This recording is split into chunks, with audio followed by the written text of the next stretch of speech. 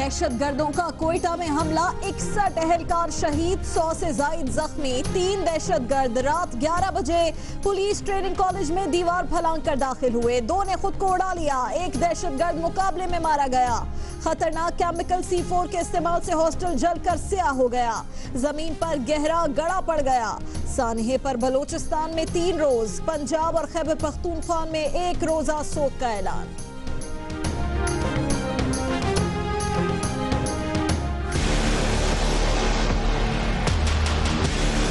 मेरे पास असला होता तो हम मुकाबला करते थे, तो भी अपना सबक देते थे। हम भी कितने ताकतवर हैं। तो सब पे जो प्रेसिंग है वो उसकी बाउंड्री वाल है और लोकेशन के हिसाब से उसकी सिक्योरिटी है। असलहा नहीं था, कैडेट कैसे लड़ते। पुलिस ट्रेनिंग कॉलेज कोयटा की 4 दीवारी भी कच्ची और छोटी थी। सिक्योरिटी बेहतर करने के लिए वजीर आला बलूचिस्तान की जानिब से फंड्स का ऐलान सिर्फ ऐलान ही रहा, अमल दरामद ना हुआ और बड़ा सानहा हो गया। गफलत बरतने का जिम्मेदार कौन, सबका सवाल। वजीर दाखिला चौधरी निसार ने कहा है कि दहशतगर्दी के वाकयात किसी गफलत या कोताही के बगैर मुमकिन नहीं। अलर्ट रहना होगा। लोग रोज रोज जनाजे उठाकर तंग आ गए हैं। दुश्मन भाग निकला, कमजोर हो चुका, लेकिन खत्म नहीं हुआ। पहले दुश्मन मुल्क के अंदर से हमले करता था, अब सरहद पार से कर रहा है। वजीर दिफा ख्वाजा आसिफ ने कहा है कि कोयटा पुलिस ट्रेनिंग सेंटर पर खुदकुश हमले के ताने बाने भी मशरकी हमसाए से मिलते हैं।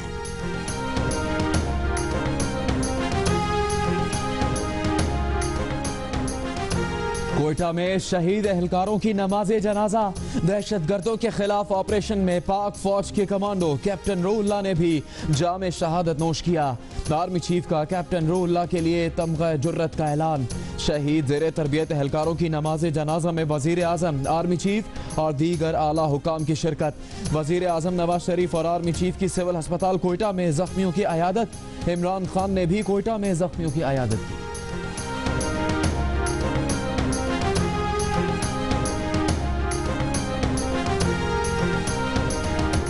वजीर आजम की जेर सदारत कोयटा में आला सतह का इजलास। Army chief general Raheel Sharif, वजीर दाखिला चौधरी निसार, DGI-SI, मुशीर कौमी सलामती और दीगर आला हुकाम शरीक। कोयटा हमले समेत अमन व अमान की सूरत हाल और नेशनल एक्शन प्लान पर अमल दरामद का जायजा।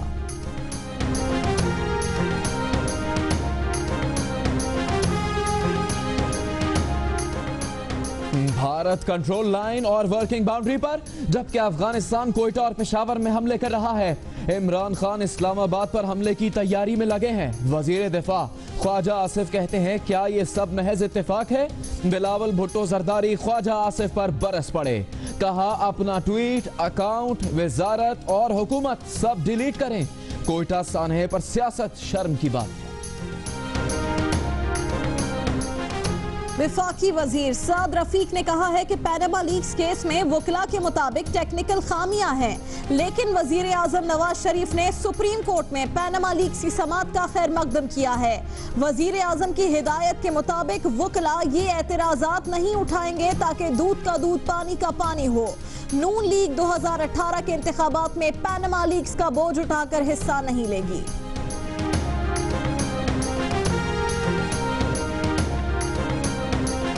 जब भी हुकूमत मुश्किल में आती है कुछ ना कुछ हो जाता है, लेकिन धरना तो फिर भी होगा। इमरान खान ने बता दिया। कहते हैं, नवाज शरीफ को मुल्क के बजाय अपनी करप्शन बचाने की पड़ी हुई है। तहरीक इंसाफ के चेयरमैन ने वजीर आजम को सिक्योरिटी रिस्क करार दे दिया।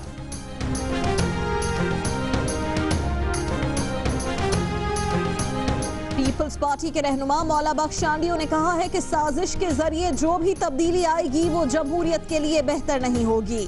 सियासतदानों को बुरे अलकाबात से नवाजना, गालियां देना पागलों का काम है। ऐसी सियासी जमातों का मुस्तकबिल तारीख है। तहरीक इंसाफ वाले अंपायर की उंगली के इशारे पर रहे तो मुस्तकबिल काफ लीग की तरह होगा।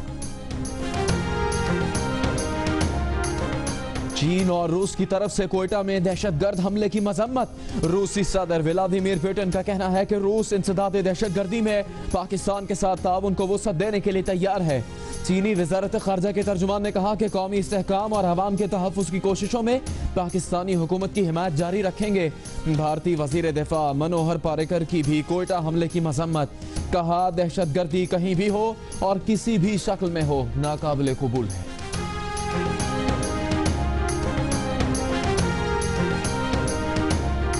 पेशावर के नवाही इलाके दाऊदजई में सड़क किनारे नस्ब बम का धमाका, पुलिस एहलकार जाँ बहक, एक जख्मी। दहशतगर्दों ने दूसरा धमाका उस वक्त किया जब डिस्पोजल स्क्वाड का एहलकार उसे नाकारा बना रहा था। हिफाजती लिबास ने बचा लिया।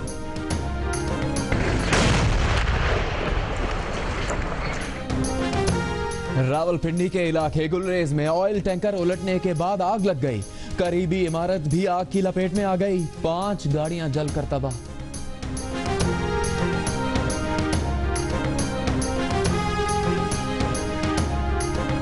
भारतीय फोर्सेस की भिंबर और चपराड़ सेक्टर पर बिला इश्तियाल फायरिंग। पाकिस्तानी फोर्सेस ने भारतीय फायरिंग का भरपूर जवाब दिया। भारतीय डिप्टी हाई कमिश्नर की दफ्तर खारजा तलबी। वर्किंग बाउंड्री और कंट्रोल लाइन पर सीज फायर मुआहिदे की खिलाफ वर्जी पर एहतजाज रिकॉर्ड कराया। एहतजाजी मरासला भी दिया।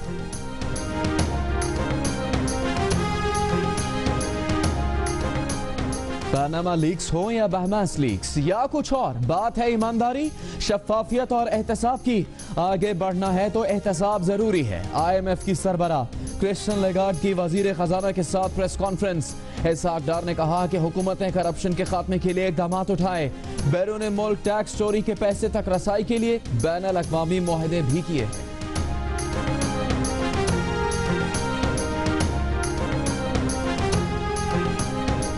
पंजाब यूनिवर्सिटी के हॉस्टल नंबर 5 में तालिबा की पुरअसरार मौत। अटक से ताल्लुक रखने वाली तालिबा की फंदा लगी लाश कमरे से मिली। तालिबा यूनिवर्सिटी में दाखिला लेने आई थी। कत्ल किया गया या खुदकुशी की, पुलिस ने तफ्तीश शुरू कर दी।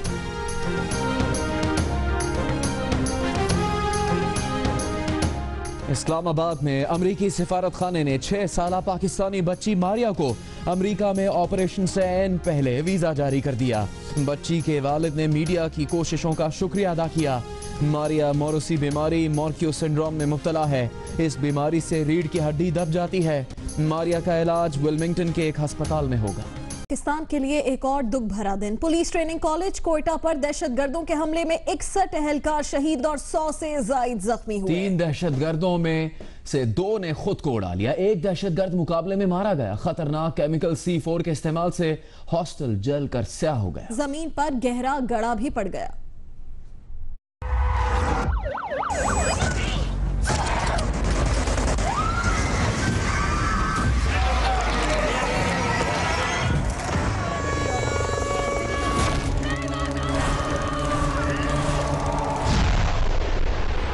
पुलिस ट्रेनिंग कॉलेज कोयटा के हॉस्टल के दरो दीवार तबाही और बर्बादी की वो दास्तान सुना रहे हैं जो कल रात के दहशतगर्द हमले में 60 से जायद इंसानी जिंदगियां ले गई।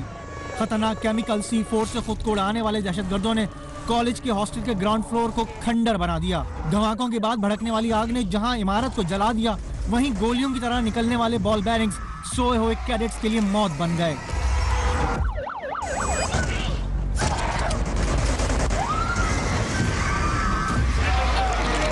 कोयटा कोलपुर सिब्बी रोड पर वाक़ई पुलिस ट्रेनिंग कॉलेज 200 एकड़ पर फैला हुआ है। 24 अक्टूबर की सर्द रात का सन्नाटा गोलियों की बौछार से टूटा जब रात 11 बजे 2 खुदकुश हमलावरों समेत 3 दहशतगर्दों ने कॉलेज की पिछली सिमत की दीवार से अंदर दाखिल होने की कोशिश की। दहशतगर्दों को सामने देखकर वॉच टावर की ड्यूटी पर बलोचिस्तान कांस्टेबलरी का जांबाज सिपाही ढाल बन गया, लेकिन कब तक? आखिरकार काफी देर मज़ाहमत के बाद जामे शहादत नोश किया। हम तो चिल्ला कर अपने बैरस में घुस गए। कॉलेज के अंदर दाखिल होने वाले हमलावरों के पास न सिर्फ ये मालूमात थी कि जेर तरबियत कैडेट्स 4 में से किस हॉस्टल में मौजूद हैं, बल्कि उनको ये भी मालूम था कि सब गैर मुसल्लह हैं। और यहीं 3 दहशतगर्दों में से एक ने खुद को धमाके से उड़ाया। हमले की इत्तला मिलते ही पाक फौज और FC ने ऑपरेशन शुरू किया तो कैडेट्स को बाजियाब कराने का सिलसिला भी जारी रहा। फिजाई निगरानी के साथ सिक्योरिटी फोर्सेस ने दहशतगर्दों के गिर्द घेरा तंग किया तो एक और हमलावर ने खुदकुश धमाका कर दिया। जबकि तीसरा फोर्सेस के हाथों मारा गया।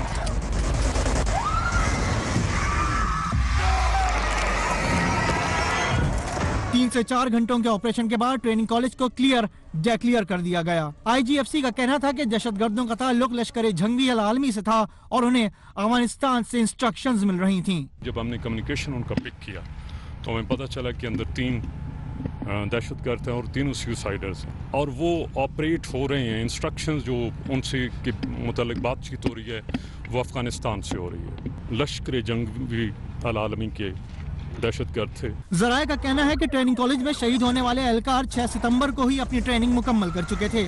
इन एहलकारों को एक हफ्ता पहले ही पुलिस हुक्काम ने इजाफी सिक्योरिटी ड्यूटीज के लिए तलब किया था, लेकिन हैरत अंगेज तौर पर इनमें से किसी के पास भी दहशतगर्दी की वारदात से निपटने के लिए असलहा तक नहीं था। वजीर दाखिला चौधरी निसार ने कहा है कि दहशतगर्दी के वाकयात किसी गफलत या कोताही के बगैर मुमकिन नहीं। अलर्ट रहना होगा।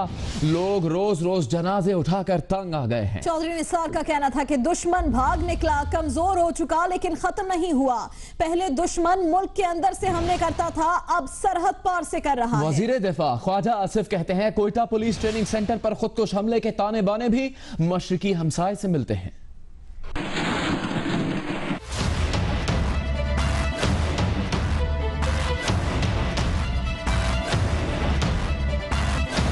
पहले वो पाकिस्तान के अंदर से ऑपरेशन करते थे, अब वो पाकिस्तान के बॉर्डर से उस तरफ ऑपरेशन करते हैं।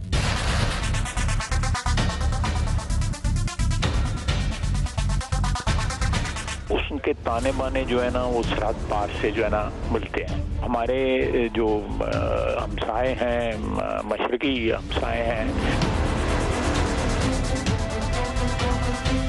जो उनके इंटेलिजेंस एजेंसीज के अफगानिस्तान में ताल्लुकात हैं, उससे ये सारा कंजक्चर जो है, ये सारा जो ये एक हिसाब किताब लगाना बड़ा आसान है। जब दुश्मन आपके बाहर के और अंदर के भी मिले हुए हों, आपके यहाँ कुछ लोगों ने उन्हें इसमें असिस्ट किया होगा। वो ऑपरेट हो रहे हैं। इंस्ट्रक्शंस जो उनसे के मुतालिक बातचीत हो रही है वो अफगानिस्तान से हो रही है। कोयटा पुलिस ट्रेनिंग कॉलेज पर हमले में पाक फौज के कैप्टन रूहुल्लाह भी शहीद हुए। शहीद होने वाले चमन के 8 जवानों में से एक नौजवान नकीबुल्लाह की शादी होने वाली थी।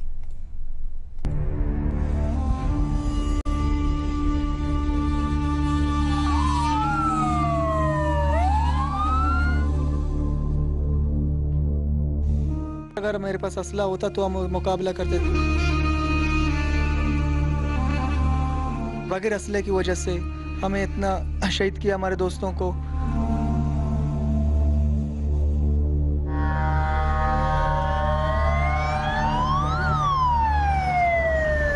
पुलिस कैडेट्स पर दहशतगर्दों के हमले ने 100 से ज्यादा जवानों को लहूलुहान किया।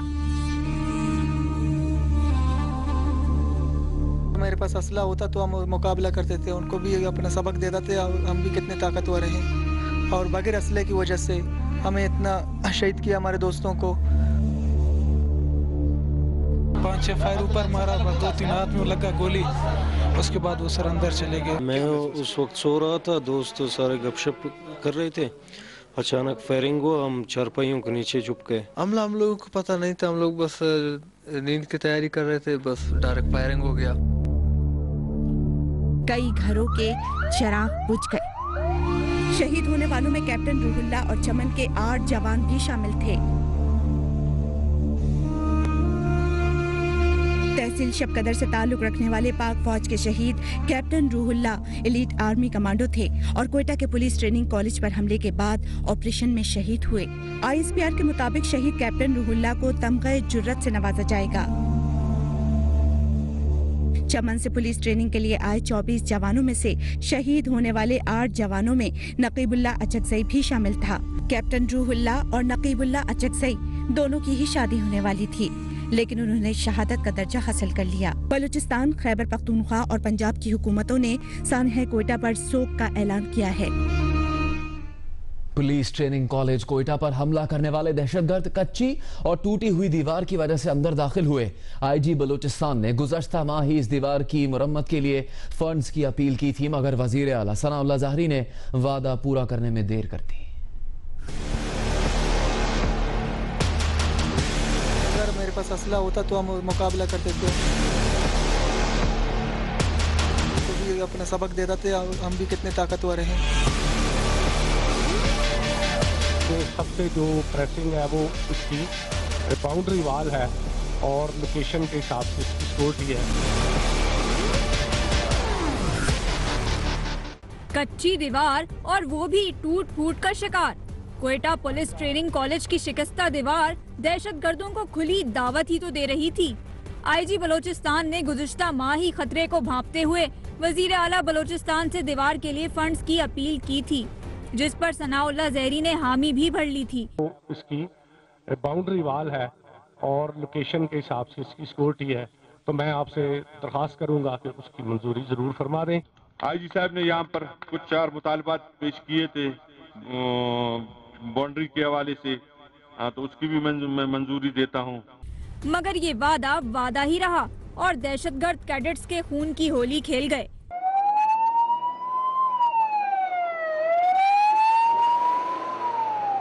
एक दीवार ही का क्या रोना, हॉस्टल में सैकड़ों कैडेट्स मौजूद थे, मगर किसी के पास असला मौजूद नहीं था। सर अगर मेरे पास असला होता तो हम मुकाबला करते थे, उनको भी अपना सबक दे देते, हम भी कितने ताकतवर हैं।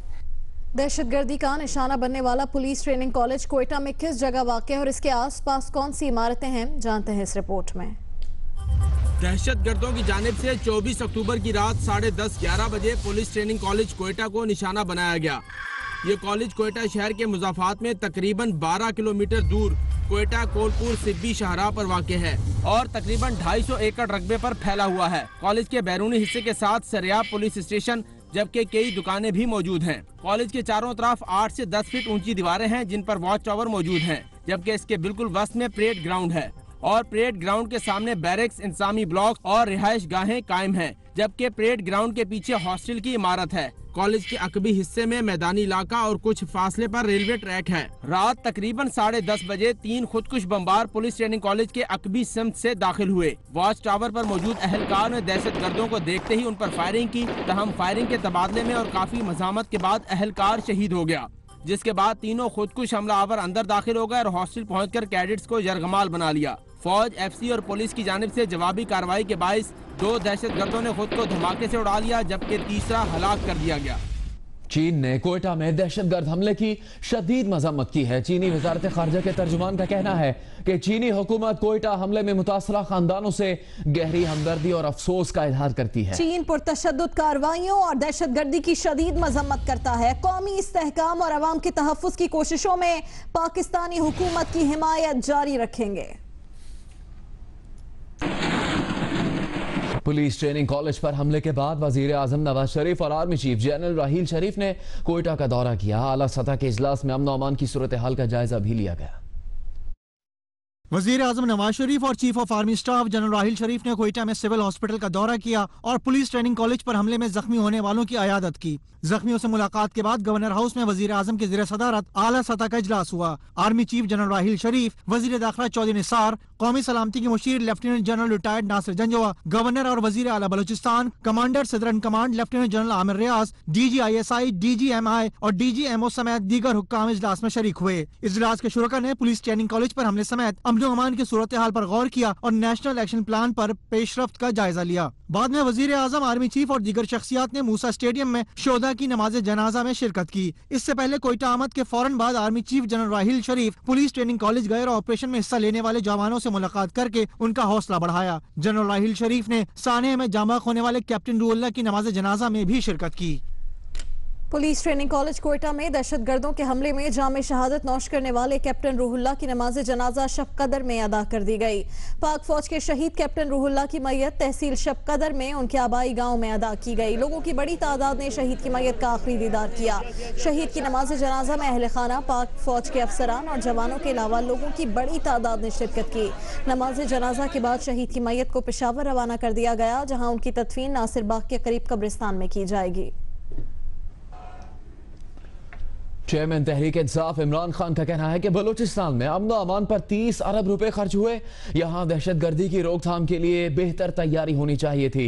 वजीर आला बताएं कि बलूचिस्तान में सिक्योरिटी पर खर्च किए गए 30 अरब रुपए कहां गए। इमरान खान ने सिविल अस्पताल कोयटा में पुलिस ट्रेनिंग कॉलेज पर हमले की जख्मियों की आयादत की। बाद में मीडिया से बात करते हुए उन्होंने कहा कि सारा पाकिस्तान बलूचिस्तान के अवाम के साथ है। इस बात की तफ्तीश होनी चाहिए कि सिक्योरिटी लैब्स कैसे हुआ। उन्होंने कहा कि नवाज शरीफ को बलूचिस्तान पर ज्यादा तवज्जो देनी चाहिए थी। बलूचिस्तान में गैर मुल्की एजेंसी सरगर्म है, यहां से भारत का जासूस भी पकड़ा गया। इमरान खान का कहना था कि 2 नवंबर हतमी फैसले और मुल्क की तकदीर बदलने का दिन है। रूस के सदर व्लादिमीर पुतिन ने कोयटा हमले में शहीद होने वाले के खानदानों से हमदर्दी का इजहार किया है। उन्होंने सदर ममनून हुसैन और वजीर आजम नवाज शरीफ के नाम पैगाम लिखा। इसमें यकीन का इजहार किया है कि दहशतगर्द हमले के मंसूबा साजों और हमला करने वालों को इंसाफ के कटहरे में लाया जाएगा। पुतिन का कहना था कि रूस इंसदाद दहशतगर्दी के लिए पाकिस्तान के साथ ताउन बढ़ाने को तैयार है। और भारतीय वजीर दिफा मनोहर पारेकर ने भी कोयटा धमाके की मजम्मत की है। मनोहर पारेकर का कहना है कि दहशतगर्दी कहीं भी हो और किसी भी शक्ल में हो नाकाबिल कबूल है।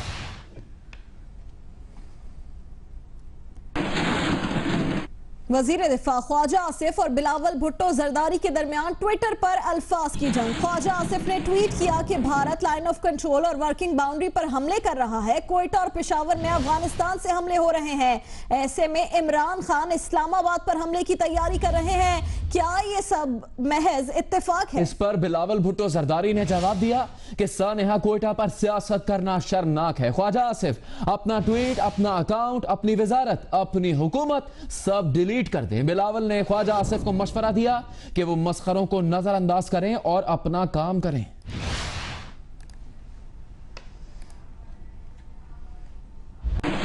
आगे बढ़ते हैं और अभी आपको बताएं कि वफाकी वजीर साद रफीक ने कहा है कि वकला के मुताबिक पैनामा लीक्स केस में टेक्निकल खामियां हैं, लेकिन वजीर आजम की हिदायत के मुताबिक वकला ये एतराजात नहीं उठाएंगे। वजीर आजम नवाज शरीफ ने सुप्रीम कोर्ट में पैनामा लीक्स की समाअत का खैर मकदम किया है ताकि दूध का दूध और पानी का पानी हो। साद रफीक का कहना है कि मुस्लिम लीग नून 2018 के इंतखाबात में पैनामा लीक्स का बोझ उठाकर हिस्सा नहीं लेगी। अब अदालत उज़्मा ने जब नोटिस जारी किए हैं, हालांकि हमारे कानूनी माहिरीन समझते हैं कि रफ्तार ज़्यादा है, हमने एतराज़ नहीं किया उस पर और हमने उसको वेलकम किया और हमने ये तय किया है अपने यहाँ कि उसकी जो लेकूनाज होते हैं कानूनी, ना वो उठाए जाएंगे और ना कोई टेक्निकल एतराज़ात किए जाएंगे, ताकि सुप्रीम कोर्ट ऑफ पाकिस्तान जो पाकिस्तान की आला तरीन अदालत है वो इस किज़िये का फैसला कर सके और दूध का दूध और पानी का पानी। अहम खबर है। साद रफीक साहब, आप कह रहे हैं कि एतराज नहीं करेंगे इस बात पर कि सुप्रीम कोर्ट इस पिटीशन को टेकअप करे, आपकी तरफ से कोई एतराज नहीं जाएगा नून लीग की तरफ से? मैं तकरार से बताना चाहता हूं कि वजीर आज़म पाकिस्तान ने जब नोटिस इशू किए गए तो उन्होंने इसको वेलकम किया। हालांकि हमारे कानूनी माहिरीन की आरा ज़रा मुख्तलिफ थी और हम समझते थे कि वो पिटीशन जिसको फ्रिवलस करार दे के अदालत उज़्मा ने चंद रोज़ पहले फारिग किया है उसी को दोबारा सुना जा रहा है, मगर हमने ये नुक्ता उठाया नहीं है और आज शायद पहली बार मैं मीडिया पे इसका इजहार कर रहा हूँ, क्योंकि हम बात को आगे बढ़ाना चाहते हैं। और मैं क्लियर वर्ड्स में बताना चाहता हूँ, हम पनामा पेपर्स का बोझ उठाकर 2018 के इंतखाबात तक जाना नहीं चाहते। ख्वाजा साद रफीक की गुफ्तगू आप प्रोग्राम आज शाहजेब खानजादा के साथ में 10:04 पर देख सकेंगे। इसी मामले पर अभी हम बात करेंगे सीनियर तज्जियाकार मजहर अब्बास से। मजहर साहब, क्या मतलब हो सकता है? हुकूमत वाकई चाहती है कि ये केस हल हो, इसका फैसला हो जाए? देखिए, ये मेरा ख्याल है ये पहले भी इस चीज का इंदिया मिल रहा था कि जो इस वक्त सुप्रीम कोर्ट में पिटीशन आने वाली है 1 तारीख को, उस पर जो हुकूमत की जानिब से कोई एतराज कम से कम मेंटेनेबिलिटी के हवाले से नहीं होगा। और यकीनन ये एक इस लिहाज से खुशाइन बात है कि हुकूमत सुप्रीम कोर्ट में बुनियादी तौर पे इस केस को आगे बढ़ाना चाहती है, इस पिटीशन को। और देखना ये कि 1 तारीख को बहुत अहम इस लिहाज से दिन है कि 2 नवंबर को इमरान खान का इसी हवाले से लॉन्ग मार्च भी है जिसमें वो कह रहे हैं कि 10 लाख लोग आएंगे। तो सुप्रीम कोर्ट पे बेसिकली जो हुकूमत ने अपना सारा वो जो है वो सुप्रीम कोर्ट के इस हवाले कर दिया इस लिहाज से कि वो चाहते हैं कि सुप्रीम कोर्ट इस वाक़े की तहकीकात करे और ये किसी पनामा का जो इशू है ये किसी मंतकी अंजाम तक पहुंचे। बहुत शुक्रिया आपका। और अभी आपको एक खबर दें, इमरान खान ने कहा है कि जब भी हुकूमत मुश्किल में आती है कुछ ना कुछ हो जाता है, कोई धमाका हो जाता है। नवाज शरीफ को मुल्क के बजाय अपनी करप्शन बचाने की पड़ी हुई है। इमरान खान का कहना है कि कुछ भी हो जाए धरने की कॉल वापस नहीं लेंगे। सबको याद कराना चाहता हूं कि जब भी हम कोई जलसा करने लगते हैं, कोई जुलूस निकालते हैं गवर्नमेंट के खिलाफ, हमेशा कहते हैं कि जी दहशतगर्द हमला होने लगा है। 2 नवंबर किसी सूरज ना डिले होगा, कोई चीज उसको रोकेगी नहीं। मुझे बताएं कि जब भी कुछ होता है एकदम कोई हम इनके ऊपर प्रेशर डालने लगते हैं, कोई धमाका हो जाता है। मैं ये नहीं कह रहा ये कनेक्टेड है, हो सकता है कि ये हिंदुस्तान की डॉक्ट्रिन हो, उनका पाकिस्तान को डिस्टेबलाइज रखो। पीपल्स पार्टी के रहनुमा मौला बख्शांडियों ने कहा है कि साजिश के जरिए जो भी तब्दीली आएगी वो जमहूरियत के लिए बेहतर नहीं होगी। सियासतदानों को बुरे अलकाबात से नवाजना, गालियां देना पागलों का काम है। ऐसी सियासी जमातों का मुस्तकबिल तारीख है। तहरीक इंसाफ वाले अंपायर की उंगली के इशारे पर रहे तो मुस्तकबिल काफ लीग की तरह होगा। जिस तब्दीली में साजिश शरीक हो उसको नहीं मानता मैं। हम गालियों के जवाब में गालियां नहीं देते। ये गाली देना बच्चों का काम है, पागलों का काम है। उंगली तो लोगों को कहीं नजर नहीं आएगी। अगर उंगली वाला कोई उठा भी तो मैं समझता हूँ, जैसे निसार साहब का फिर दोहराता हूँ, ये काफ लीग बन जाएगी, ये इनका मुस्तकबिल तारीख हो जाएगा। जिन लोगों ने भी जमहूरियत के खिलाफ साजिश करके इसको खत्म किया है वो कभी कौम को मुंह दिखाने का भी नहीं है। पेशावर के नवाह में धमाके से एक पुलिस एहलकार शहीद और एक जख्मी हो गया। मौके से मिलने वाला एक और बम नाकारा बनाए जाने के दौरान फट गया। खुशकिस्मती से बम डिस्पोजल यूनिट का एहलकार महफूज रहा। देखिए आफ्ताब अहमद की रिपोर्ट।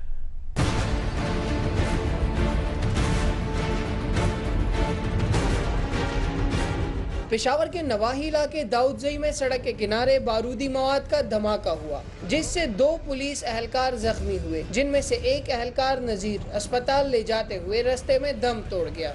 2 डिवाइस लगाए गए थे। फर्स्ट जो है ना उससे हमारा एक सिपाही शहीद हुआ है। सेकेंडरी को हमने बड़ी कामयाबी से न्यूट्रलाइज कर लिया। वाक़े के बाद पुलिस, बीडीयू और मीडिया के नुमाइंदे वहां पहुंचे तो दूसरा देसी साख्ता बम झाड़ियों में छुपाया हुआ मिला। बीडीयू एहलकार जब बम को नाकारा बनाने लगा तो बम जोरदार धमाके से फट गया। ताहम बम प्रूफ लिबास में मलबूस बीडीयू का एहलकार जाहिद महफूज रहा। दूसरा मैं सर्च कर रहा था, बम सूट पहन के सर्च कर रहा था। सामने जब देखा बूटियाँ पड़ी थी, बूटियों के नीचे जब देखा तो पाइप बम पड़ा हुआ था। तो पहली दफ़ा तो रस्सी मैंने डाली स्टिक के ज़रिए से, मैंने थोड़ा साइड पे कर लिया। फिर दोबारा जिस टाइम गया हूँ स्टिक डालने लगा, उतने में उन्होंने बटन दबाया। दोनों धमाकों में इस्तेमाल होने वाला मवाद 5 किलो वजनी था, जिसे रिमोट कंट्रोल डिवाइस के साथ मुंसलिक किया गया था। बीडीयू के मुताबिक दहशतगर्द 500 मीटर के फासले पर मौजूद था, जिसने रिमोट कंट्रोल का बटन दबाया। दहशतगर्द मजमे का फायदा उठाकर फरार हो गया और पुलिस हमेशा की तरह देखती रह गई। कैमरामैन नजर अली के साथ आफ्ताब अहमद, जियो न्यूज।